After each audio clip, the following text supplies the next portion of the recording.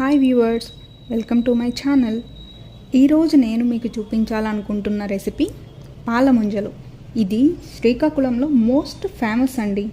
Correct కొలతలతో నేను చెప్పే క్వాంటిటీని కనుక యూస్ చేస్తే దీనంత సూపర్ స్వీట్ ఇంకొకటి ఉండదండి. తినేవాళ్ళు అబ్బా అనకపోతే నన్ను అడగండి. దీన్ని మీరు పిల్లలకి పెద్దలకి ఎవరికైనా పెట్టొచ్చు.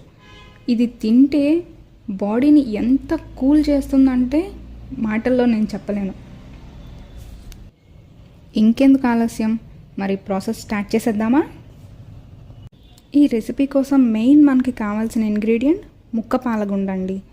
దీన్ని నేను ఎప్పుడు జైపూర్ వెళ్ళినా, లేదు అంటే జైపూర్ నుంచి మా రిలేటివ్స్ ఎవరు వచ్చినా తెప్పించుకుంటాను. అంత సూపర్ రెసిపీ ఇది. సరే, ఈ ప్రాసెస్ కోసం నేను 1 కప్ పాలగుండ తీసుకుంటున్నాను. ఆ కప్పు పాలగుండలో వాటర్ వేసి కాసేపు వదిలేస్తే మొత్తం కరిగిపోతుందండి. వాటర్ వేసాక కాస్త అలా చేత్తో కదుపుతూ ఉంటే మొత్తం కరిగి వాటర్తో పాటు కలిసిపోతుంది. దాన్ని ఒక స్ట్రైనర్ తీసుకొని మొత్తం అంతా వడకట్టుకోవాలి. ఎందుకంటే అది ఎండలో ఆరబెడతారు కాబట్టి దానిలో కాస్త చెత్త ఉంటుంది. చూసారా స్ట్రెయిన్ చేస్తే ఎలా వచ్చిందో. ఇప్పుడు దాన్ని అలాగే ఒక ½ అన్ అవర్ వదిలేయాలి. ఈ లోపల దానిలో మనం కొబ్బరి ముక్కలు వేసుకుంటే కాస్త టేస్ట్ ఉంటుందండి. అందుకని కొబ్బరి ముక్కల్ని నెయ్యిలో వేపుకుందాం. అలా ఫ్రై ప్యాన్ పెట్టేశాను కదా, అందులో ఒక 2-3 స్పూన్స్ నెయ్యి వేసుకున్నాను నేను. నెయ్యిలో వేసుకుంటే కొబ్బరి ముక్కలు చాలా టేస్టీగా ఉంటాయి, అందుకని నేను నెయ్యిలో వేపుకుంటాను. కొబ్బరి ముక్కలు కట్ చేసేటప్పుడు కొబ్బరి కాయ నుంచి కొబ్బరిని తీసేటప్పుడు బ్యాక్ సైడ్ ఒక బ్రౌన్ కలర్ ఉంటుంది కదండి, ఆ బ్రౌన్ కలర్ అంతా నేను తీసేస్తాను. ఎందుకో నాకు అది నచ్చదు. సో దాన్ని తీసేసి ఆ కొబ్బరి ముక్కల్ని అలా చిన్న చిన్న పీసెస్ కట్ చేసుకుని నెయ్యిలో కాసేపు ఫ్రై చేసుకుందాం. అది గోల్డెన్ బ్రౌన్ అయ్యే వరకు దాన్ని అలా ఫ్రై చేసుకుని కాసేపు పక్కన పెట్టేద్దాం. కొబ్బరిని అలా ముక్కలుగా నచ్చకపోయిన వాళ్ళు కొబ్బరి కోరు కూడా వేసుకోవచ్చు.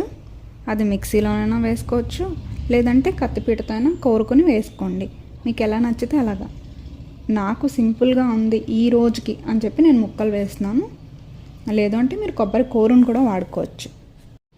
ఈ స్వీట్ చేసేటప్పుడు అది కాస్త థిక్గా అయిపోతుంది కాబట్టి అడుగు పట్టే ఛాన్సెస్ ఉంటాయి. అందుకని మీరు దానికోసం ముందే కొంచెం లావుపాటి గిన్నెని పెట్టుకోండి. ఇప్పుడు స్టవ్ మీద ఒక లావుపాటి గిన్నెని పెట్టుకుని మనం ఏ గిన్నెతో అయితే పాలగుండ నానబెట్టుకున్నామో అదే గిన్నెతో 1:4 1 కప్పు పాలగుండకి 4 కప్పుల పాలు వేసుకోవాలి. లేదు 3 కప్పుల పాలు 1 కప్పు నీళ్లు వేసుకున్నా పర్వాలేదు. 1:4 రేషియో. చూసారా, పాలగుండ నానబెట్టాక అలా అయిపోతుందన్నమాట.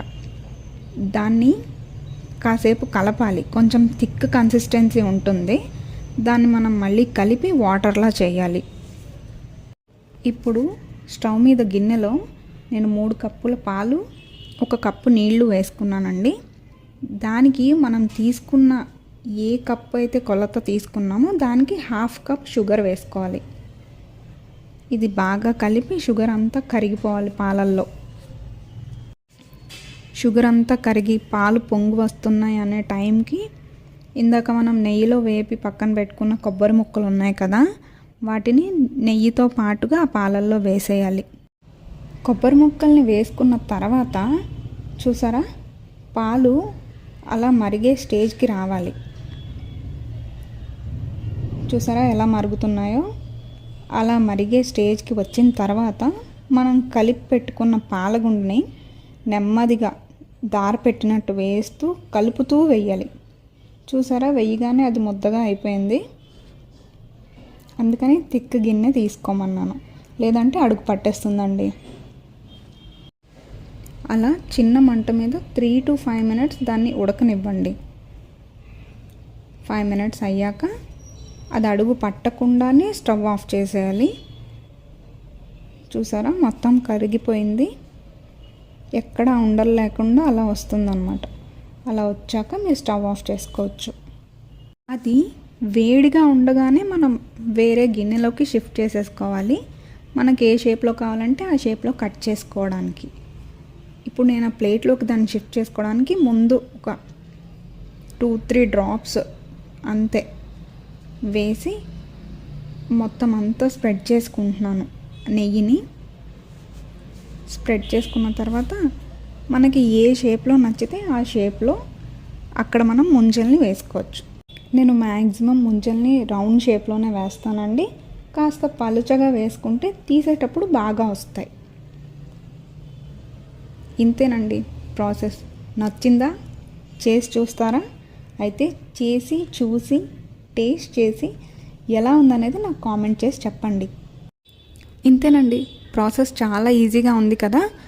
ఎప్పుడైనా బాడీలో ఎక్కువ హీట్ ఉంది అనిపిస్తే దీన్ని ఇలా చేసుకుని అలా తినేయండి.